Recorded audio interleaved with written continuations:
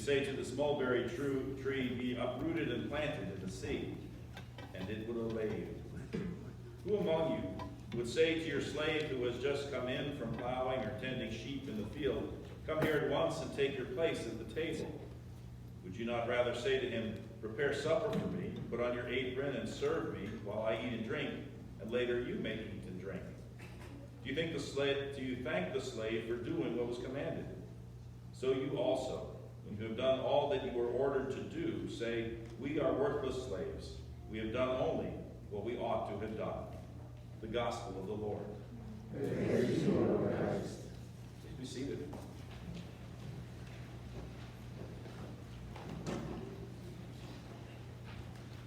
When I was a freshman in high school, I learned two important lessons. I was playing on the freshman basketball team that winter, and the precipitating event that triggered these two lessons took place during an away game against Long Branch High School, where during the game I broke my right wrist. Setting up at the high post, ready to receive a bounce pass from my teammate, a defender suddenly cut in front of me, intercepted the ball, and took off down the court for an apparent fast break layup.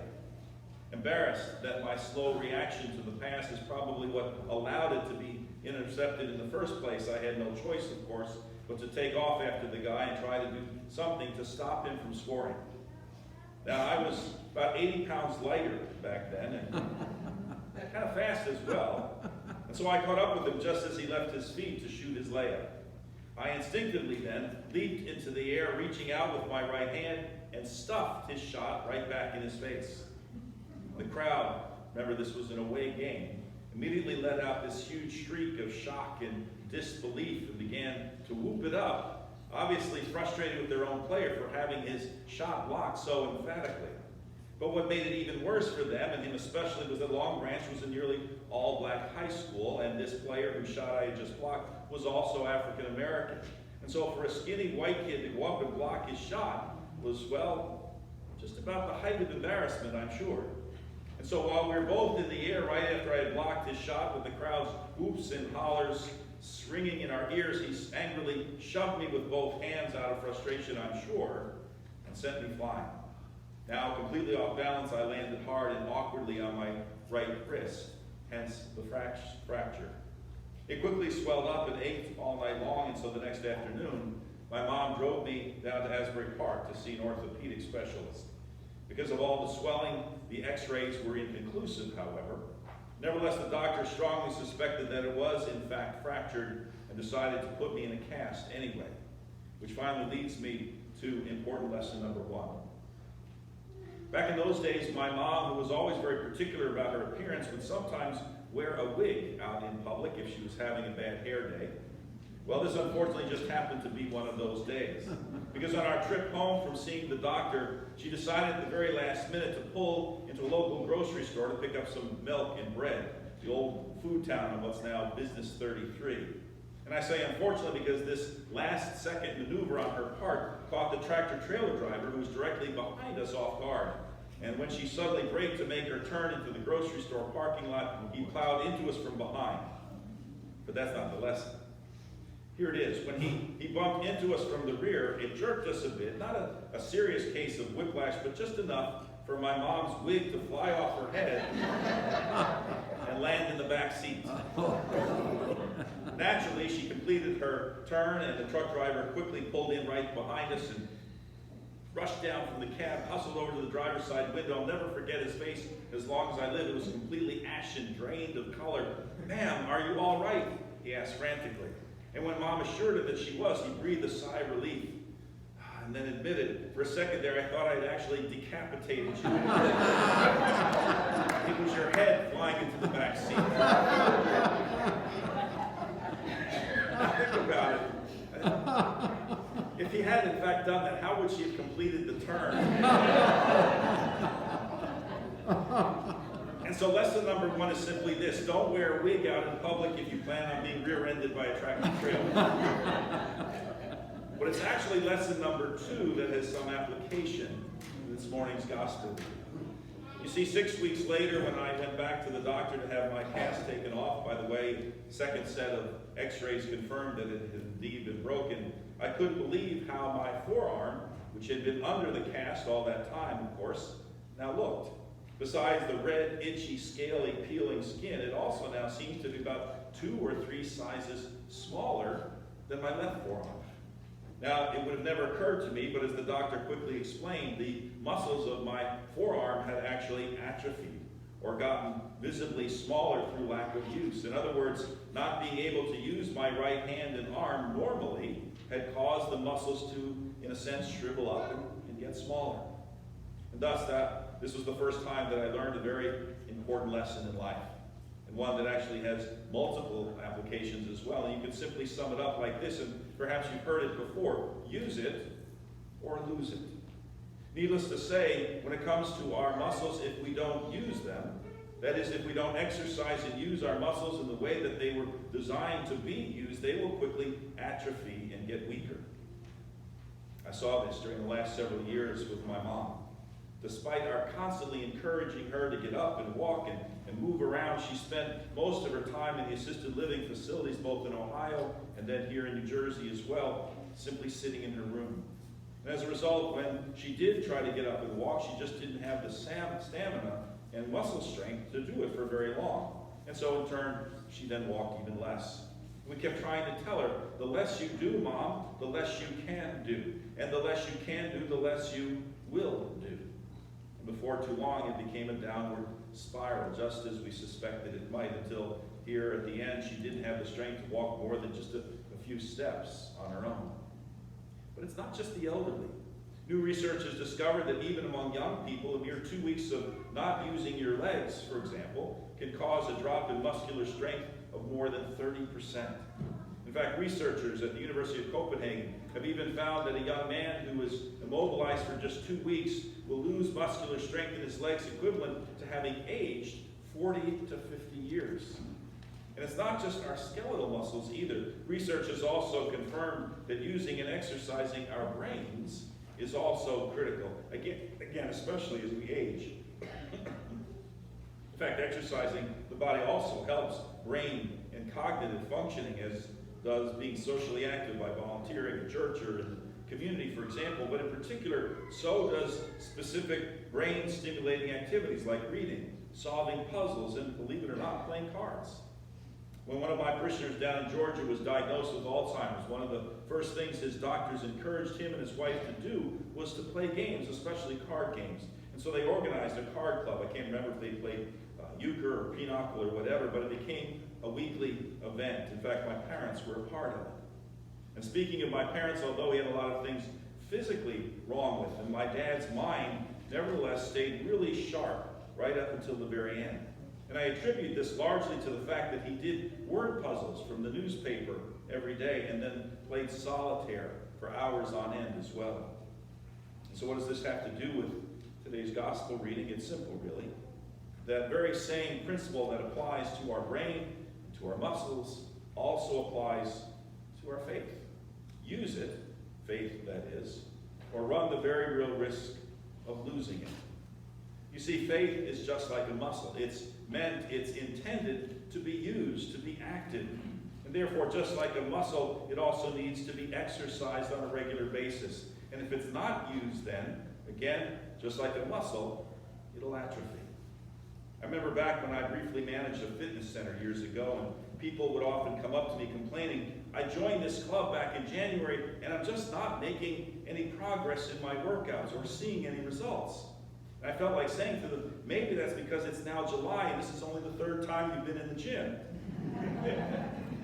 I didn't, of course.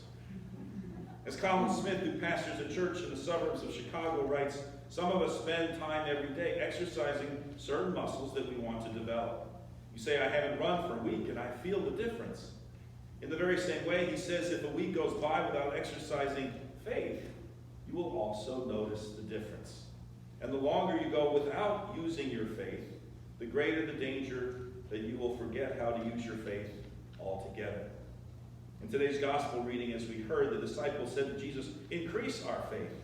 And Jesus then responded with that famous saying about what can be accomplished even with the faith the size of a mustard seed. His point here is that asking him to help them increase their faith is the wrong question.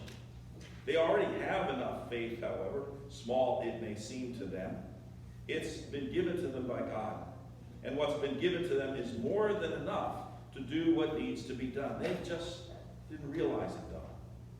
Gordon Curley tells the story of a bishop over in Great Britain whose car once ran out of gas. His wife, who was a passenger, remembered seeing a gas station about a half mile back down the road. And so he got out of the car and he started looking in the trunk for some sort of container. But all he could find was a porta potty.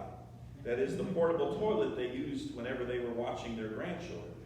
But because it was all that he could find, it would have to do. Fortunately, it was empty.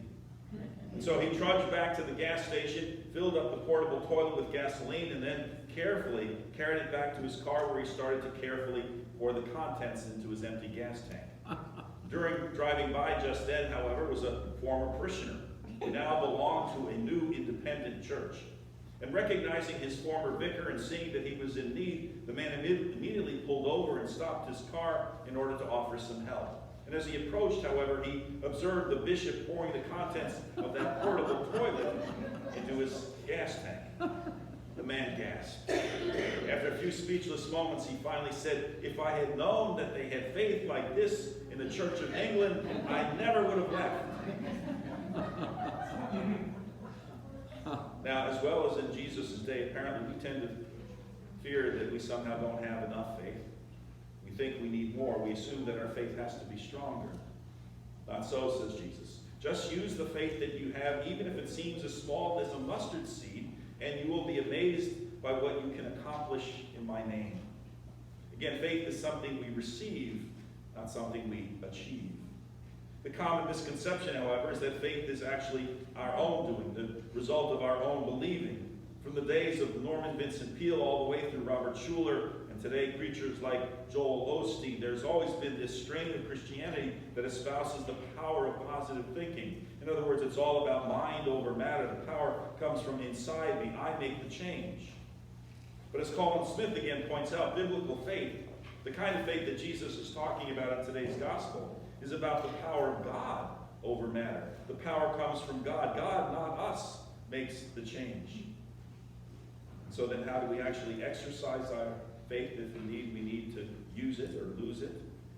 There's no magic formula. It's all about sticking to the basics, really.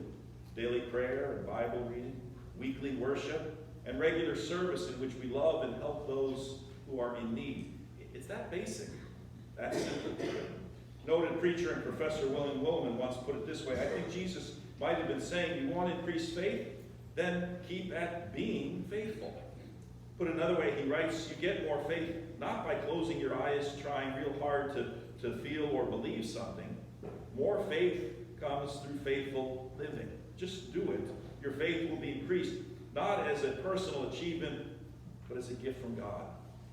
Willman then goes on to remind us that God has given us in the church certain rituals, sacraments, practices, and habits that God graciously uses to increase our faith simply in the doing of them. In other words, he says being a Christian is not simply believing in a set of ideas. Rather, it's taking up a way of life. And living in this way, we are brought closer to God, and our faith is thereby increased. A frustrated person once said to his priest, I find it really difficult to believe in some of the statements in the creed. How can I stand there in church and affirm what I'm not really sure I believe? And his priest replied, just keep saying it. Eventually it will come to you. Until then, the church will keep believing for you until you're ready to believe it for yourself. And then in the second half of today's reading, Jesus goes on to compare the life of a Christian with that of a servant or slave, and to remind his followers again that it's not about them. The role of a servant, he says, is simply to serve, not to be served. In fact, he once said this very thing of himself. In Mark 10, verse 45, we read, for the Son of Man came not to be served, but to serve, and to give his life a ransom for many. If this is so, then should it be any different for us, his followers? In Matthew 10, 24 to 25, Jesus says, the disciple is not above the teacher, nor a slave above the master. It is enough for the disciple to be like the teacher, and the slave like the master. Or to put it another way, in today's reading, Jesus reminds his followers and us, do you thank the slave for doing what was commanded? So you also, he says, when you've done all that you were ordered to do, say, we are worthless slaves. We've done only what we ought to have done. Somehow that we often mistakenly think that faith and discipleship begin all about us, about what we receive and achieve, instead of thinking in terms of simply doing what we've been commanded or instructed to do. Again, it's not about us. I love this story. Reaching the end of an extensive job interview, the human resources person asked a young engineer fresh out of MIT what kind of salary he was looking for. In the neighborhood of $140,000 a year, he said, depending, of course, on the benefits package.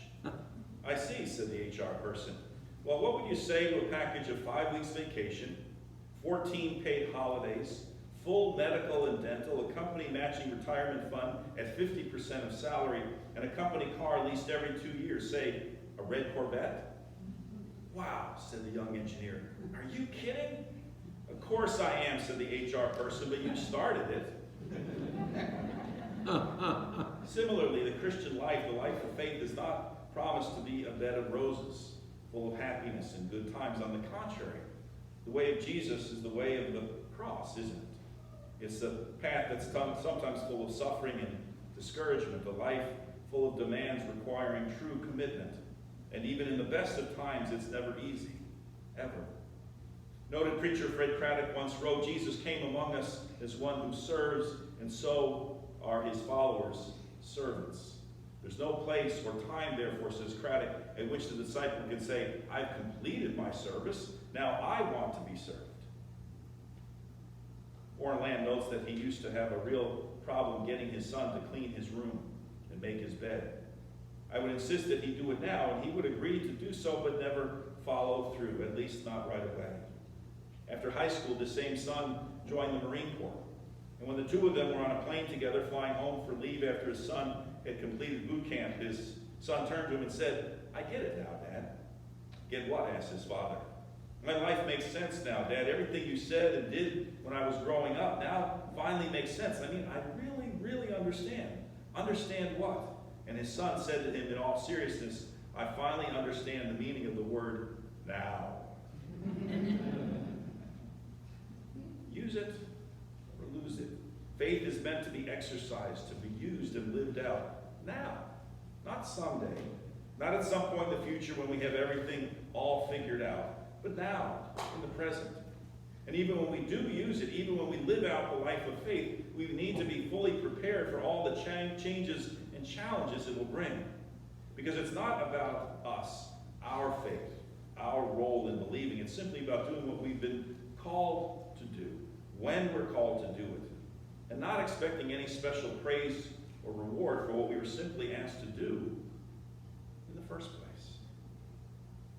Amen. Please stand for the hymn of the day.